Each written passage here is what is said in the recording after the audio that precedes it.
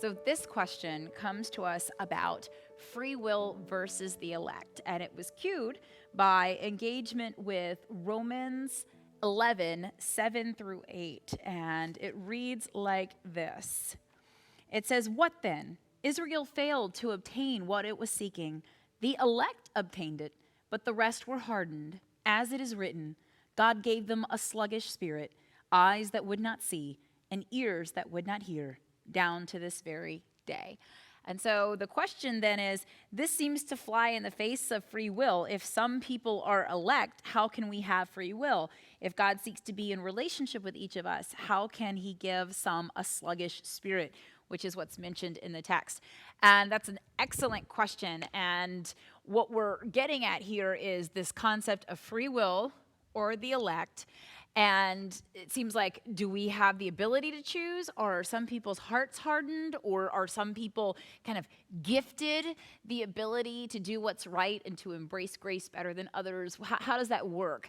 And this is actually a great theological question. This is actually where denominational splits have happened, and there's an entire stream of Christianity, Protestant Christianity, that is kind of based on this theology. And so we're going to look at that. So when you're talking about free will, this is actually called Arminianism, not Armenianism. That's an ethnicity of people. Arminianism and the elect, which is predestination.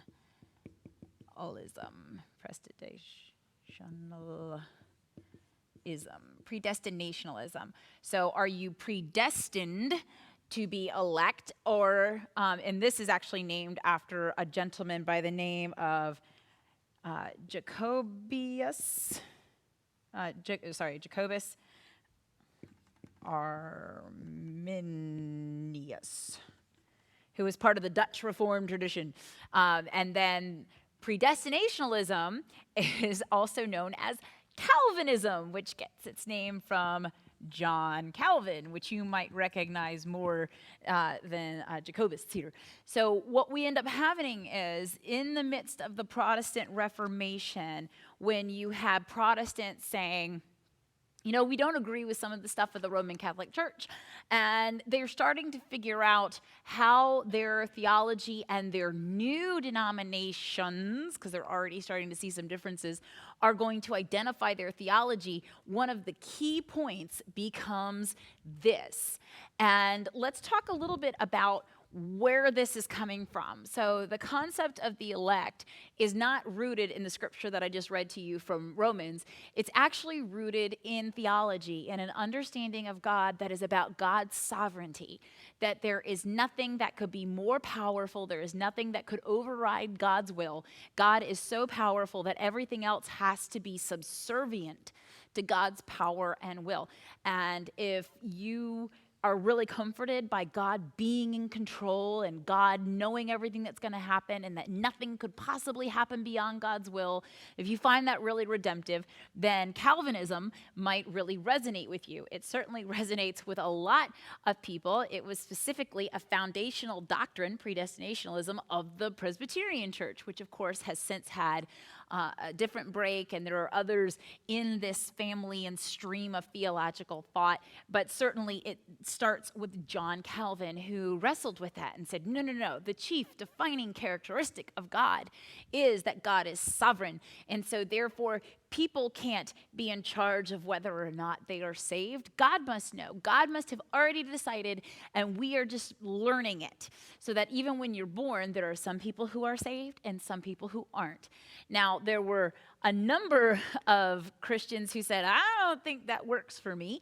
And Jacobus Arminius was one of the first people to really articulate a perspective that said, no, you can have both God's sovereignty and human beings can have free will, and they are not opposed and incompatible. In fact, they are not opposed because God chooses to give this gift to us. This is God out of power saying, I am letting you make a choice. This is something that I would argue we might do with our children. For instance, I might say to my child, what would you like for dinner? Would you like to have pasta or would you like to have pizza? And my child gets to make a choice based upon that. And I have empowered him to make that choice. Of course, you'll notice I also limited the choice because I don't want to hear he wants candy for dinner. And so this way we have the ability to make our own decisions and then bear out the consequences of those decisions. And that is the position of Arminianism, or free will, as a lot of people talk about it. United Methodists, and frankly, all of us that are in the Wesleyan tradition, we are Arminians. We believe in free will, that we have the ability to choose whether or not we want to embrace God's grace or whether we want to reject it for ourselves. Nobody forces grace upon you. Instead, you choose. And one of the ways that this is evidenced in the United Methodist tradition is that we invite you to come forward for the sacrament of communion. You are not forced to come forward. And if you choose to come and embrace this tangible sign of God's grace, then we celebrate that. And if you don't, we're not offended. You are perfectly welcome to choose how and when you embrace God's grace and engage with it. And so this is one of the signs that we have in the church. So Arminianism and predestinationalism both are Christian. They both have immense respect and love of God, but how that works out in the individual Christian is the question. And of course, this question was spurred from Scripture, and the Romans text is actually citing two separate texts. So Romans 11, 7 through 8 is referencing two different texts. And the first one is Isaiah 29:10. And the second is Deuteronomy, which is always significantly longer to write, 29:4. And what's important here is that the Isaiah text is about the later generations after the generation that is hearing the prophet speak, the prophet Isaiah. They're going to understand. You might not understand now, but it will be understood fully by those who look back and see how we got to this moment and what we did and what came after. They will have the benefit, as we like to say in American culture, of Monday morning quarterbacking, and hindsight is 2020. That's what Isaiah is talking about. And of course, this is the prophet Isaiah that is being cited by the author of Romans, who is Paul. And Paul previously had been Saul, a Pharisaic Jew. So he certainly knew the writings of Isaiah. And he cites the other wonderful prophet, Moses, of Deuteronomy. And the Deuteronomy text is Moses kind of saying the same thing. So Deuteronomy is understood as a speech that Moses is giving the people of Israel as they are right on the verge of entering into the promised land after 40 years of wandering. They are ready to move in and accept the claim of the promised land. And Moses is like, I have a bunch of things to tell you before you go. And so you get Deuteronomy. And Deuteronomy 29:4 is talking about a lack of true understanding, that the people that came before this generation that's ready to enter in, because we had to walk around until the other generation was dead, they didn't understand. And that's partly why they sinned. That's partly why they angered God. That's partly why they're not going into the promised land, because they didn't understand. There was a lack of understanding here. They didn't have the clarity because they're too close in the moment, and these people didn't have the clarity, mostly because they were a stiff-necked people and they didn't listen. And all of those are kind of referenced in Romans 11. But what we end up finding is that it's not necessarily, from a Methodist standpoint, an interpretation that people were chosen to be special, but that not everybody can be in the same place at the same time and have the same clarity. So when we're hearing in Romans 11, verse 7 and 8, that some in Israel failed to obtain what it was seeking, that the elect obtained it, Paul doesn't understand this. This is not Paul's understanding. Instead, what Paul understands is that some seem to have been blessed with the sight. They were blessed with the understanding and the will to choose. It was their will, and they chose, and they embraced God's grace, and so they benefited from it. Only a few, in fact, in the Old Testament, that would have been the remnant, because usually it's a small minority that understand. And so here he's saying the same thing. It is kind of strange that with our denominational awareness as modern Christians, we tend to go back and hear elect and start to think of that with our understanding of the theological doctrine that Calvin will later, much later, 17th century, start to articulate. But Paul didn't have that when he authored Romans. Instead, Paul is referencing a deeper tradition from Isaiah and Deuteronomy that sometimes in the now you won't understand, which is what he says in his letter to the Corinthians. Now we see like in a mirror dimly, but one day we will have clear sight. And so that's more along the lines of where Paul is going here. So if you've come from one of the Calvinistic denominations, like Presbyterians who really did embrace predestinationalism, then this might feel very comfortable to you, and this might feel very alien. Like, how do you not know? One of the ways that predestinationalism is addressed in how people live out their lives in those denominations is that the elect are known, they make themselves known by how they behave and how they live in this life.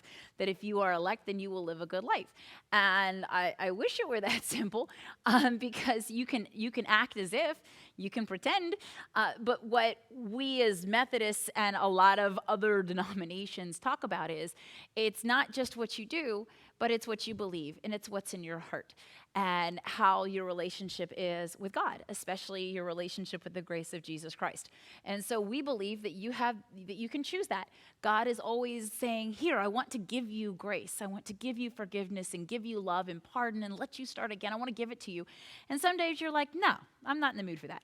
Or no, you know what, I'm going to do it myself. Or I don't want to do that, because then you'll want things from me. You'll want to be in a relationship with me, and I want to be free and untied to anybody. Instead, God keeps saying, every day, I'm offering you this grace. And when you're ready, you can choose to take it. I'm not going to force feed you grace. And I like that, because in free will, in Arminianism, the key defining characteristic of God isn't necessarily sovereignty. It's God's grace. It's God's love. It's the idea that God so wants to be in relationship with us, that God doesn't make us automatons that just follow God's will, but instead God says, I want a real relationship with you. I want you to see all your options and still choose me. And that's what's really great about our understanding of grace, is that it's not something that's forced on us, but it's something that we can choose. And then it means so much more, because we chose it. And God gave it to us, absolutely, but we didn't have to have it. And then one day, when we were willing and able, we chose it. And then you get to revel in that and live in it, that this is something God and I are doing together. God did all the hard work, and I'm just choosing to embrace it. And that's the grace of Jesus Christ, according to the Wesleyan tradition. And we hope that that gives you a little bit more to have some conversation in. You are welcome just to say predestinationalism and free will. You do not have to remember Arminianism, but we wanted to give you the background there. And the key takeaway here is that Paul recognized that we don't always have the answers all the time. And sometimes we don't know what we do and why other people do different things. But at the very end, the idea is that no matter what, God is with us and for us. And hopefully we will all get to experience that and then gift it to others. So great question, and keep them coming, because this is fun. Thank you so much. Have a great night.